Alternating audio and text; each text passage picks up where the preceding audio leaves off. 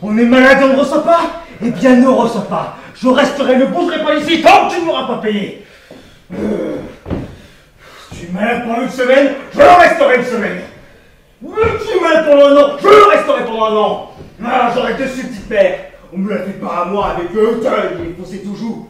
Je les connais dans le coin, ces fossettes. Ça va mal. Il fait chaud en crever, j'ai mal dormi, personne ne me paye, et là-dessus arrive cette retraite de deuil et son état d'âme.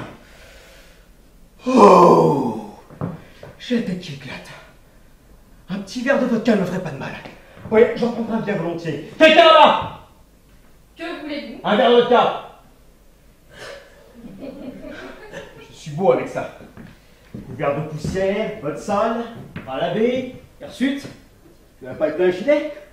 La petite dame m'a peut-être pris pour un bandit. Ah, ce n'est pas très poli d'arriver dans cet état dans un salon. Mais je suis venu en tant qu'invité, je ne suis pas venu en tant qu'invité, mais en tant que créancier. Et pour les créanciers, il n'y a pas de tenue de rigueur.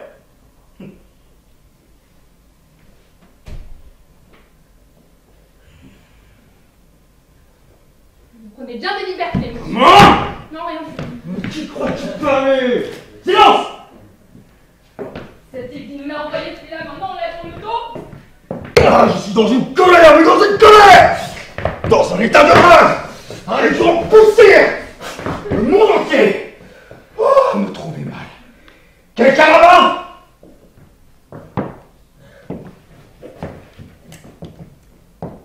Monsieur, j'ai depuis longtemps oublié dans ma solitude le son de la voix humaine et je ne supporte pas les cris. Je vous demande instamment de ne pas troubler mon repos. Payez-moi et je partirai. Je vous l'ai dit clairement, vous aurez votre argent après-demain. Et moi aussi, j'ai eu très clairement l'honneur de vous le dire. J'ai besoin de cet argent aujourd'hui et non pas après-demain. Si dès aujourd'hui je n'ai pas mon argent, dès demain je serai obligé de me pendre. Que voulez-vous que je fasse puisque je n'ai pas d'argent? Vous êtes drôle. Alors vous ne paierez pas maintenant? Non. Non, je ne le peux pas. Eh bien, dans ce cas, je ne resterai, bougerai pas d'ici tant que je n'aurai pas touché mon argent. Plus après-demain. Parfait. Alors je reste ici, jusqu'à après-demain. Sans bouger. Je vous pose la question. Est-ce que oui ou non suis-je obligé de payer demain les intérêts? Vous croyez peut-être que je plaisante. Monsieur, je vous demande de ne pas crier, vous n'êtes pas dans une écurie. Mais qui parle d'écurie? Je vous pose la question. Est-ce que oui ou non suis-je obligé de payer les intérêts demain? Vous ne savez pas vous conduire avec les femmes? Je sais me conduire avec les femmes? Ah non, vous ne savez pas vous conduire avec les femmes. Vous êtes mal élevé, vous êtes un personnage grossier, et les gens comme il faut ne parlent pas aux femmes sur ce ton-là. Qu'est-ce qu'il faut pas entendre? Et comment faut-il vous parler? En français peut-être? Madame, je vous en prie, comme je suis heureux que vous refusiez de me payer. Comme il fait beau temps aujourd'hui, et comme ce deuil vous va si bien au teint. C'est bête et grossier. C'est bête et grossier. Je ne sais pas parler aux femmes. Madame, dans ma vie, j'ai vu plus de femmes que vous ne verrez de moineaux. Bon, des femmes, je me suis battu 3 fois en duel. J'ai quitté 12 femmes et 9 m'ont quitté. Oui, madame. Il fut un temps où je faisais l'imbécile. De sucre, tout miel, bouche en cœur, rond de jambes. J'ai aimé, j'ai souffert. J'ai bavé d'attendrissement. J'ai soupiré devant elle. Je fondais, je frissonnais. J'aimais passionnément, furieusement, de toutes les façons que le diablement porte. Je jacassais comme une pie sur l'émancipation des femmes. Les sentiments tendres ont englouti la moitié de ma fortune. Mais maintenant, je tire ma révérence. Assez, on ne m'aura plus. Yeux noirs, yeux de braise, lèvres de pourpre, fossettes aux joues, clair de lune, murmure, soupir timide. Tout cela, madame, je n'en donnerai pas 10 sous. Elle a regardé comme ça, cette créature poétique. De la mousseline et de l'éther. Une déesse porteuse d'un million d'extases. Pour un peu. Mais essayez de regarder au fond de son âme et tout ce que vous y verrez. C'est un crocodile. Et le plus révoltant de cette histoire est que le dit crocodile est persuadé, on se demande bien pourquoi, que son privilège, son chef-d'œuvre, son monopole sont les sentiments tendres. Mais vous pouvez bien me pendre par les pieds à ce clou. Est-ce qu'une femme est capable d'aimer quelqu'un d'autre en dehors de son loulou? Tout son amour se résume à pleurnicher, genre là où un homme, c'est pas mécheux, souffre et se sacrifie. Tout son amour se résume à jouer avec sa traîne, à vous mener par le bout du nez, n'est-ce pas? Répondez-moi en toute franchise. Avez-vous déjà rencontré une femme sincère? Non! Fidèle? Constante?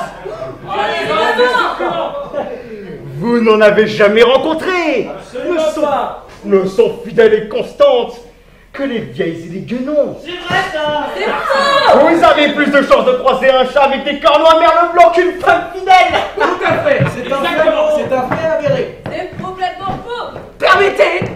Alors qui, selon vous, est fidèle et constant en amour? L'homme, peut-être. Non, non! L'homme! Non.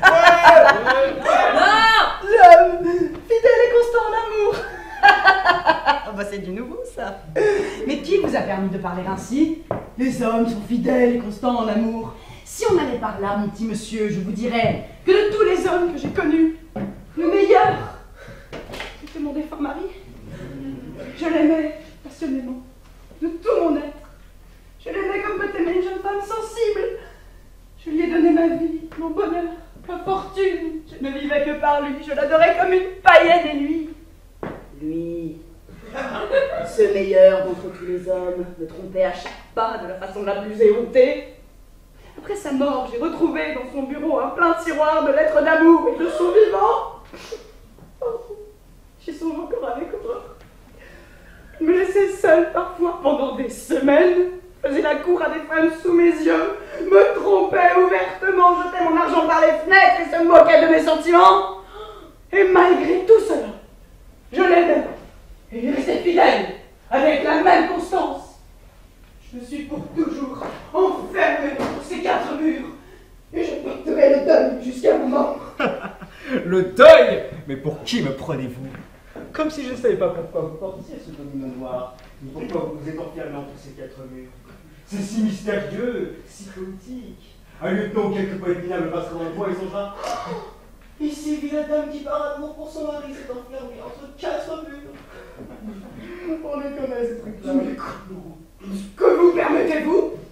Vous êtes enterrée vivante, mais vous n'avez pas oublié de mettre de la poudre. Comment osez-vous? Ne criez pas, je ne suis pas votre régisseur. Aussi je m'appelle les choses par leur nom. Je ne suis pas une femme. Prierai donc de ne pas crier. Ça, c'est pas moi qui crie, c'est vous. Veuillez me laisser tranquille. Payez-moi et je m'en irai. Vous n'aurez pas d'argent. Aussi vous m'en Je donnerez. ne vous en donnerai pas exprès de vous faire enrager. Je n'ai l'avantage d'être ni votre mari, ni votre fiancé. Pour cela, je vous prierai donc de ne pas me faire de scène. Mais pas ça.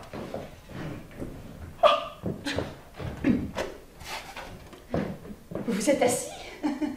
Oui, je me suis assis. Monsieur, je vous demande de sortir. Payez-moi. Je ne veux pas parler avec des insolents, monsieur. Veuillez débarrasser le plancher. Vous ne partirez pas? Non? Non. Non? Non.